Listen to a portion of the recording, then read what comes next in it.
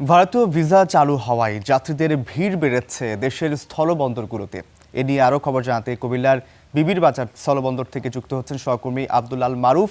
আমরা মারুফের সাথে এখন একটু যুক্ত হতে চাই। মারুফ, যেমনটি আসলে বলছিলাম যে ভারতীয় ভিসা চালু হওয়ার পর থেকে যাত্রীদের ভিড় বেড়েছে। আপনার কাছে জানতে চাই যে সেখানে কি পরিমাণ যাত্রীদের ভিড় বেড়েছে, যারা আসলে ভিসার জন্য যারা সেই পথটি ব্যবহার করছেন। আপনার পেছনেও দেখতে পাচ্ছি যে সেখানে পণ্যবাহী ট্রাকের সারি দেখতে পাচ্ছি আপনার পেছনে। সব মিলিয়ে এখন পর্যন্ত আপনার কাছে কি তথ্য আছে জানতে চাই।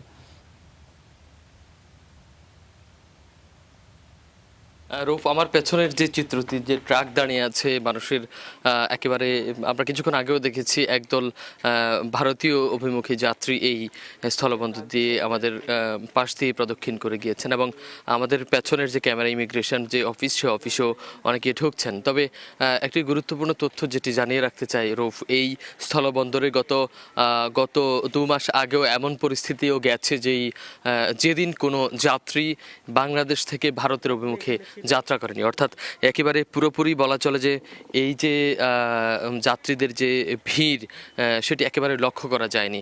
কিন্তু কুমিল্লার এই স্থলবন্দরে এসে আমরা যেটি জেনেছি, কুমিল্লার এই স্থলবন্দরে গুরুত্বপূর্ণ যে তথ্যটি জানিয়ে রাখতে চাই, গত 2 মাস আগে যে তথ্য ছিল, অর্থাৎ 2 মাস আগে যে পরিস্থিতি ছিল, সেই পরিস্থিতি কিন্তু একেবারে পরিবর্তন হয়ে গেছে এখন। বিশেষ করে যদি একটু জানাতে চাই, গত 7 দিনে কুমিল্লা ভারত থেকে বাংলাদেশে এসেছে 393 জন ভারতীয় যাত্রী, অর্থাৎ তারা ভারতীয় বাসিন্দা। এছাড়াও ভারত থেকে গেছে 381 জন। তাছাড়াও বাংলাদেশি যারা নতুন ভিসা পেয়েছে তাদের মধ্য থেকে আমরা দেখেছি যে 185 জন যাত্রী গত 7 দিনে বাংলাদেশ থেকে এই রুট ব্যবহার করে ভারতে গেছে এবং এসেছে 106 জন।